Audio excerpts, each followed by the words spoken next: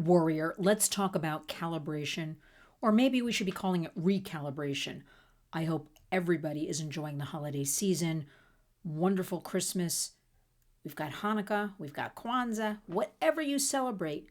Just be with family and friends, have a good time, find some joy and happiness, and remember always to think of those less fortunate and make sure you check on your neighbors. I want to talk about this calibration, because although I know everybody's exhausted right now from the holidays, but the new year is right around the corner.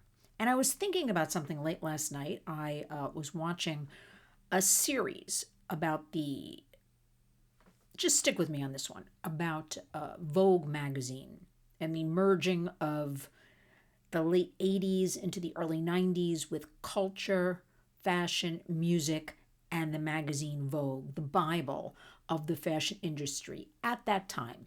I'm going to throw that in because Vogue is something I no longer look at, run to, collect, any of that, which I did in the 1970s, 1980s, even the 1990s, right? Remember the big fat issues and the different photo shoots that went all over the world? But anyway, I digress with that one. And I was thinking, when did it become okay that our children, our chattel, our property, our props, our products, because although this human slavery, exploitation, undoubtedly we know was happening, has been happening since the beginning of time, in the late 80s and 90s, we really didn't talk about it. If we heard anything about it, it was always, Philippines or Thailand or something like that. Very hush hush, right? Now think about this. And again, I was not immersed as a warrior back then, 3, 4 decades ago, but I was thinking about this. So we didn't really talk about that during this time period. Now, fast forward, we started in that time period actually talking about domestic violence more openly. Now, fast forward. Now, we have both domestic violence and human slavery. Remember, here at the Warriors, we have rebranded human trafficking human slavery because we feel that slavery is a much more descriptive word, the enslavement of one, than anything else. But when did we really start talking about this human slavery? Well, really, in the last going on 6 years that I've been involved in this, it has certainly, I try to separate because when you're immersed in something, it seemingly is all around you, right? Because you're working with it, you're talking to people, working with victims, talking to survivors, helping survivors. So I have to separate myself. But it does seem there's a lot more attention. And certainly with the new administration coming in, we have a border czar. We've been talking about the open borders. We've been talking about the unaccompanied children. So it is out there on the radar a lot more. So the good news is, I want to say the public is much more in tune, as ugly and dark as this is, that this is happening. But I want all of us to take a step back because, look, we know when something is so overpowering, so dark, so ugly, who wants to even deal with it? Who? So you close that door, you don't deal with it. However, this is a national crisis, the exploitation of our children, of our teens, of all people. We at the Warriors right now are very focused on in America and our children and teens. And when did it become okay? Since we talk about it so much in the last couple of years. And there were a lot of great people and organizations and people in the government really trying hard to work on all of this. And remember, it's a bipartisan issue. Does not belong to any political party, although I'm here to attest that, yes, I indeed think a lot of human slavery, trafficking, has been weaponized. I'm going to leave that for another program. Because really, I'm not going to really leave it. I'm going to touch upon it right now. In the last 4 years, I've seen nothing but escalating numbers. Nothing but children unaccompanied on the border, sex trafficked, labor trafficked, forced servitude, forced begging coming into the United States and in the United States. Then we have our American kids, dealing the drugs from the cartels that run the border, have been running the border in the last 4 years or so, and also taking money to traffic their peers. So all kids are being affected. So I was thinking, when are we going to really stand up to this, the public? Okay.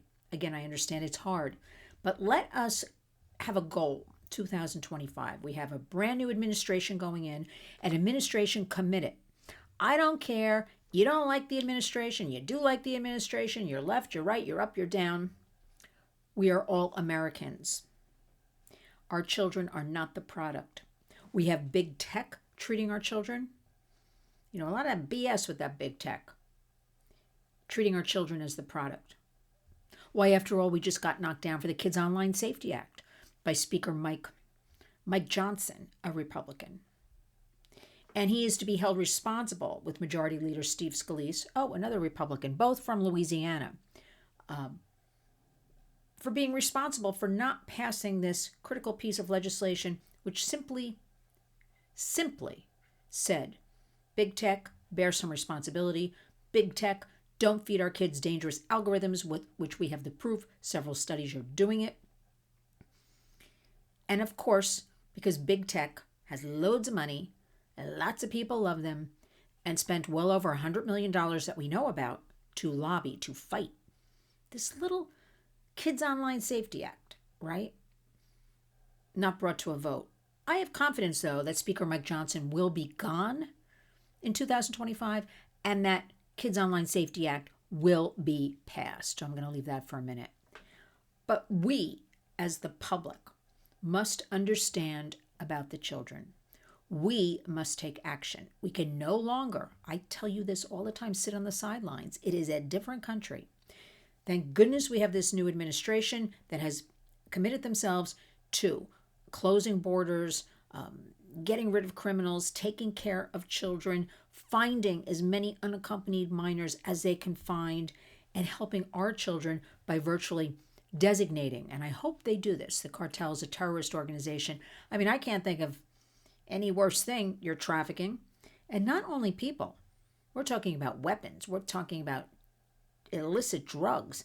We're talking about everything that has a burden on our healthcare system, on our all over our national security, our law enforcement. And so if we come together in our home, in our community, first we must talk to our children open and honestly, age appropriate, about what's going on. You're not shielding them because they're seeing and hearing it all online, right? And even if you did everything correctly, your child never had a device, never went out of the house, never anything. I'm not recommending that. I'm just saying, they'll hear something from somebody else, perhaps, or overhear you in the house. So you have to really be an adult, and I mean that here, and say, we're going to talk about these issues.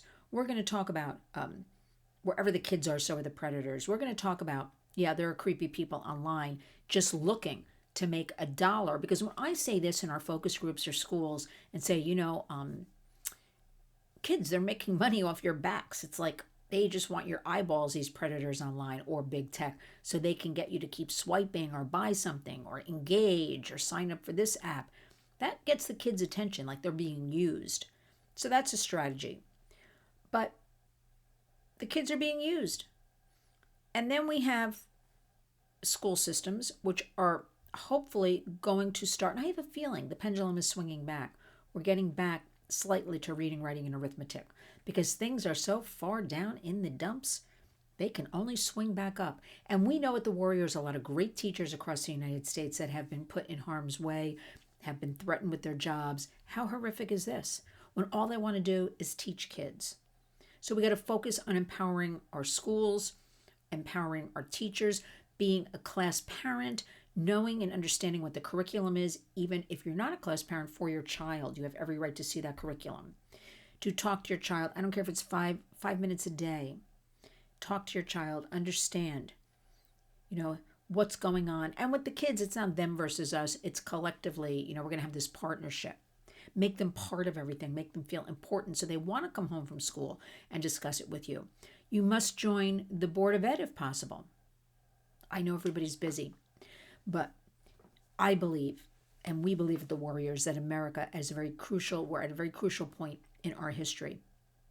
And only time will tell. This will be long after you and me are probably gone. But we have our children, our grandchildren, our great-grandchildren to leave, to be our future adults, our future leaders. So we have to strengthen the country now. Let's do it in 2025. Let's rejig, recalibrate our thinking. Let's think about the way we think and just say, let's start over. Let's start fresh. Let's understand it's never going back to the way it was. That argument doesn't hold because none of that worked. Think about it. We've always adapted in history to new times. Let us be the leaders. Let us be at the forefront. Let us empower our kids. Let's rethink everything. I'm very excited about January right around the corner. New year, new everything. We dodged a bullet. We must empower each other and our kids. So let's start now, leading up. Maybe your cutoff is, okay, I begin everything January 2nd. That's okay. Start thinking. Let those wheels turn. Start thinking protection. Start thinking, I don't like the saying like out of the box, but start thinking new. Please always follow the Warriors for information on a daily basis, lynswarriors.org. Please make sure you're subscribed to our channel. I'm getting real sick and tired of people telling me, and it's not your fault, they're getting unsubscribed. I can't figure that one out. We have membership where you'll receive your videos first. I love to hear from you. You can always write to me, lynn@lynswarriors.org. Let us come together. Let us understand. It's all okay. However you feel, however you are, however you be, it's all okay. But in this realm of 2025 going forward, we must remain vigilant. We must remain on top of things. We cannot just sigh a breath like a release. We have to stay the course.